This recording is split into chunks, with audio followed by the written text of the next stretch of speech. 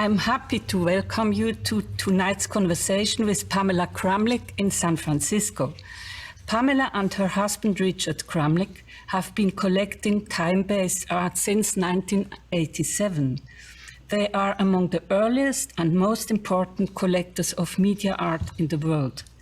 Today, the Kramlich Collection comprises over 200 film, video and media installation works and offers a unique survey of the importance of the moving image and audiovisual media in contemporary art over the last 50 years. In 1997, the Kramlichs engaged the Swiss architects Herzog and de Meuron to design a residence in Napa Valley as both a home for their art collection and a place to reside and welcome family and guests. We are very honored and grateful that Pamela Kramlich has accepted our invitation for this conversation. I would also like to welcome our audience on behalf of our partner Rolls-Royce and their art program, Muse. Fondation Beyeler and Rolls-Royce are partnering for an initiative to support moving image works created by emerging and mid-career artists.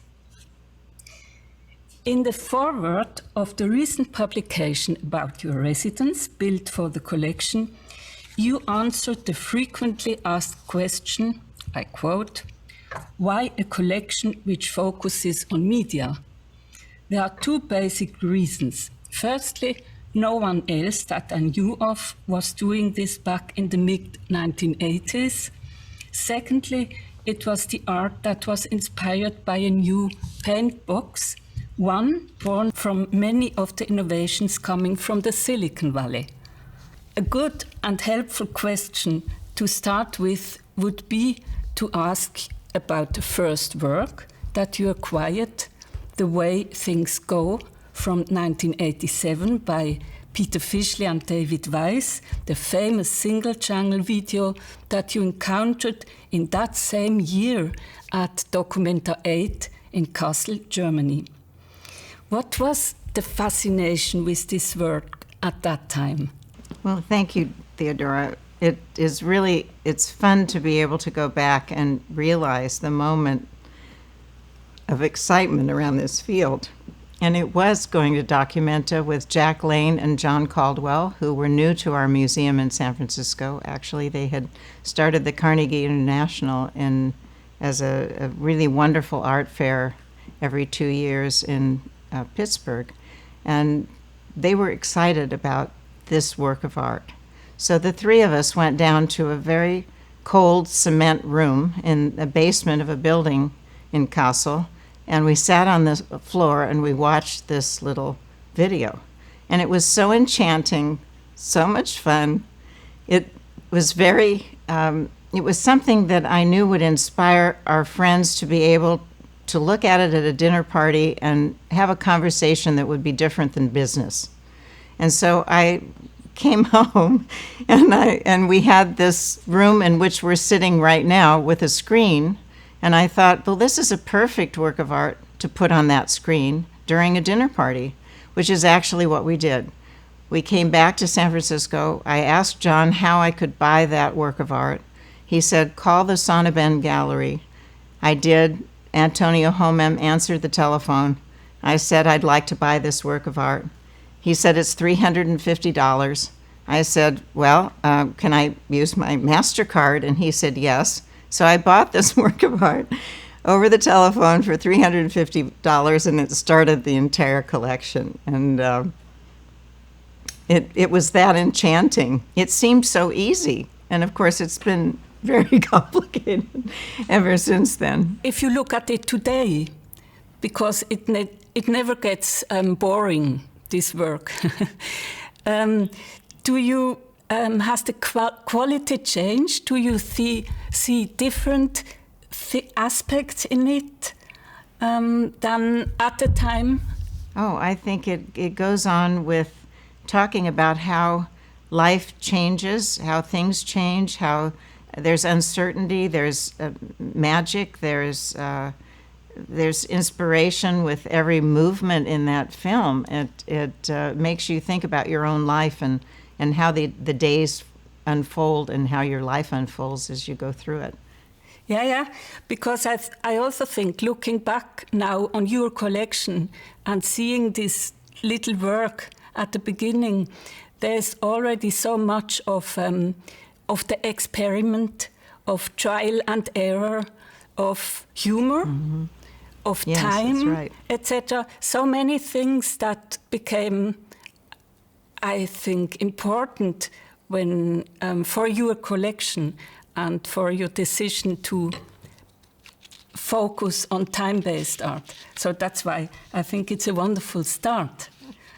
Well, the thing that we've had so much fun with it too, because it's something that enchants children, no matter what the age. You know, if it's a child watching it, they can have as much fun with it as an adult, you know, who's been through their lives. So it's very, I think it's a really magical work of art, a very important work of art, actually. A simple, maybe the simplest things are the most important things. So today your collection consists of single-channel works, multi-channel installations, works combining objects and video, photographs, drawings with written concepts inducing time-based action, and so on. How did your interest for this kind of art grow into a collection? Was it your intention from the beginning on, or rather a slow becoming aware that the collection is growing? Well, it was so much fun because in the days of SF MoMA, we had the inspiration through John Caldwell and Jack Lane and the trips that we took together to see other people's collections. And I think I found that our collecting community was growing, but nobody seemed to be collecting in this area. And so I thought if I were going to be a member of the museum and make a contribution, that I'd like to find an area where I could do something that was different. And no one was collecting this material at the time. And so because of Dick's interest in Silicon Valley and all the new companies that were coming along and all the technology that was happening, so much of it around the technology that we see the artists using today in their artwork, it seemed logical that I would be the one to collect in this area. So that's why I did it. And plus, I loved what I was seeing. I loved the work that was being done with, as you put it before, the new paint box. Great. And I think that's an important, what you just said, it is very important that you and Richard had a kind of different approach to this media, because it was familiar. The technique was familiar to both of you. So it was not something really strange or unfamiliar. So I could imagine that that helped to have this courage to focus on this kind of art. Is it possible to name a criteria? I mean, or is for example, one important criteria intuition, something like love at first sight? Well, John Caldwell was a wonderful teacher. And he told all of us at the museum that if we kept thinking about work of art, whether it was negative or positive, if it bothered us enough to keep thinking about it, it was probably something we should go back and look at again. And maybe even something we should acquire. And so I listened to that quite a bit, because you don't want to live with something that you get tired of. So I wanted to live with things that I didn't get tired of, that kept me thinking and kept me growing as I learned more about that work of art. And I think it is true, the Fischli and Weiss work, as we were just speaking of it, does that. It grows with you as you go through your life.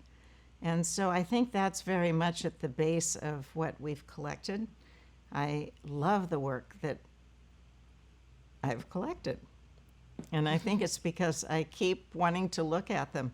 The amazing thing is I haven't been able to see our collection all these years. I didn't have the chance to see it because we didn't have a space to put it. And so that, of course, inspired the architects to say to me, if we ever if you ever want a house for your art where you can live with your art collection, we would like to do it for you.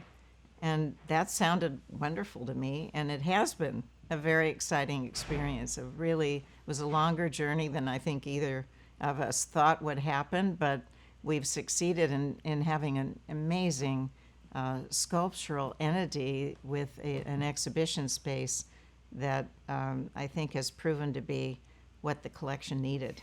Indeed. And I would very much like to come back to this a bit later, because I also wanted to say how impressing it was, but all other also, how you and your husband always came to see in real the works. You didn't just buy them because you have seen them in reproductions or maybe on TV or someone told you you must have it, but you were traveling around and just to see these works, and I must really say it was very impressive, because you both were from the beginning on very serious and interested. And it's not just because you loved a work. Of course, this is crucial, but it's very important issues that come together that you love a work. Well, and because we know how difficult it is to put these works up, you can't pull a painting off of a shelf like we can in a gallery with this work. You have to go to see where it's installed, and that's why even today, to go to a fair and try and buy a work like this at a fair is very difficult. Even though I think Unlimited has provided us an opportunity to see these works displayed correctly, it's still not the easiest situation. And so I think when the museums show them, and we are given the opportunity with the oversight of all the artists who are watching their works being installed properly, that's really where you want to go and see these works. And the installation and the sculptural aspect of the installation of these works, as has been pointed out by a number of people in the field, is as important as the work, is a very important component to the work.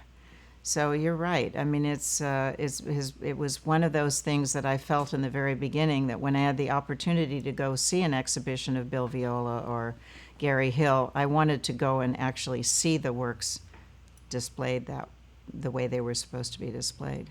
It always seems to be a strong mutual relation between the content and the medium of time-based works in your collection.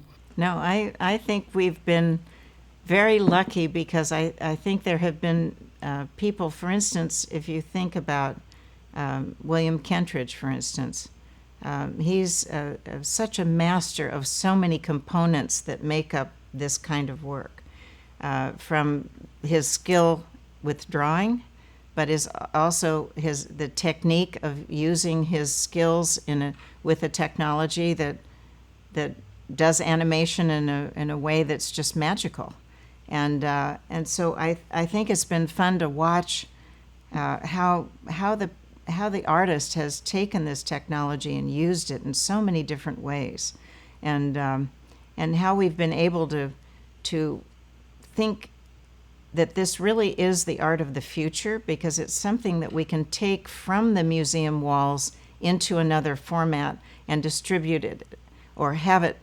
distribution is not a very good word, but have it appreciated in a much grander way than we have been able to share artwork before.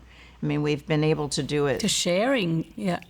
Yes, the sharing aspect of what we're involved in is something that's always appealed to me, and I think that that's why we even have had the New Art Trust, because I've felt that this work needs a wider audience. You founded this in 1997. Yes. To support the distribution also of media work. Well, it was started in the beginning so that we could collaborate on the platform Matters in Media, which would be best practices for the purchasing, how do you document the purchase of a work? How do you take care of it? How do you remaster it into the next technology to keep the work alive? And I felt that it was something that these three institutions would need to do together, because why should each one be navigating these questions alone? We could all do it together and maybe come up with really the best way to do things. And I think that the Matters in Media platform has been very helpful in that area all these years. It's now, I think, needing updating, and we've been talking about that because there's so many people around the world now worried about the same circumstances. So I'm looking forward to putting some energy in that direction. Great. In this context, in the light of the experience of the pandemic and its consequences, do you assess the significance of time-based art in a different way? Is it less significant or, on the contrary, enforced? I think yesterday we had a really wonderful session with a number of professors from UC Berkeley. And we were all talking about the possibilities of this field becoming studied more intensely, because we've kind of been pushed off a cliff by the pandemic into a new world of a need for seeing art in a different way. And so we've been talking about the other aspect that New Art Trust was also interested in, which was education. And so we've really been exploring the possibilities for having more art education online at a very high quality level. And I'm hoping that we can pursue that. It's been a dream of mine for a long time. That's wonderful. So maybe we could now we did not yet talk really about the ever-changing technical challenges of this kind of art. And as I understand, with the acquisition of Tiananmen Square, breaking transmission from 1990 by Dara Birnbaum, the issue of installing a work became for the first time a real concern.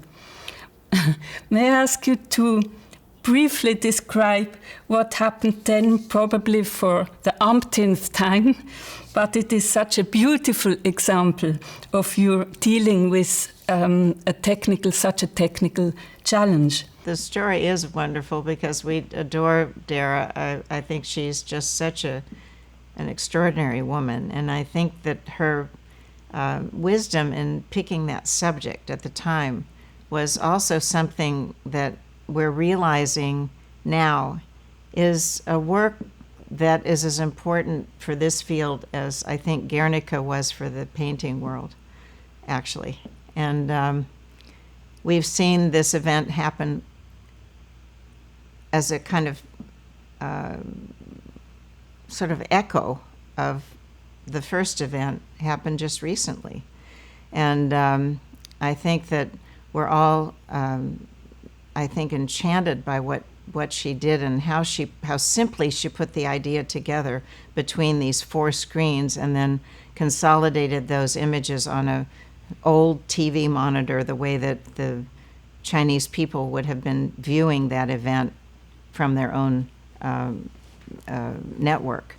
And of course, it's been very difficult to keep this work alive because it's on 4 very small monitors that really aren't being made anymore, so we've had to stockpile those monitors in order to keep the piece alive.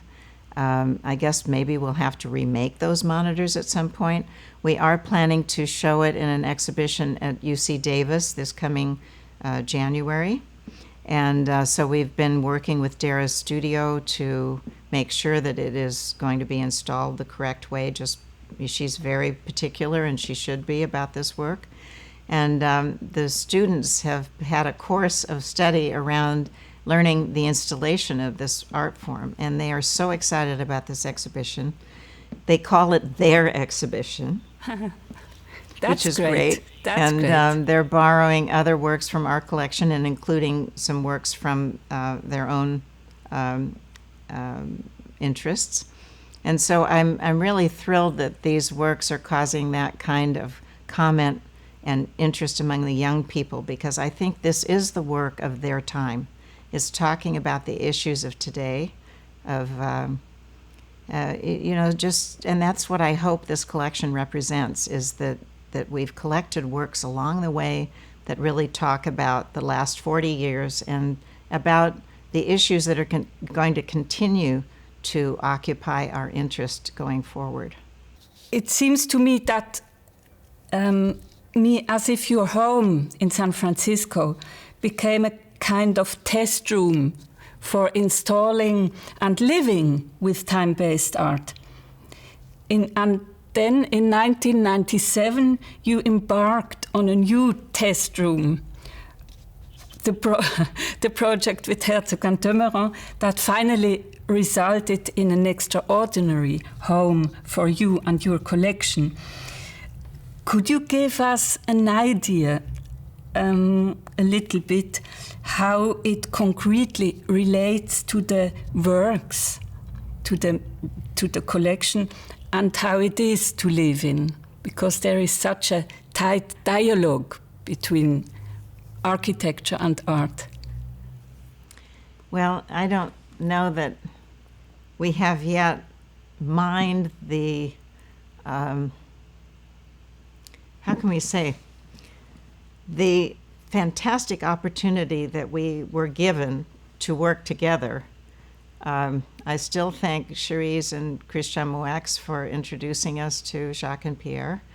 I think Cherise understood what I was trying to do instinctively. You talk about instinct.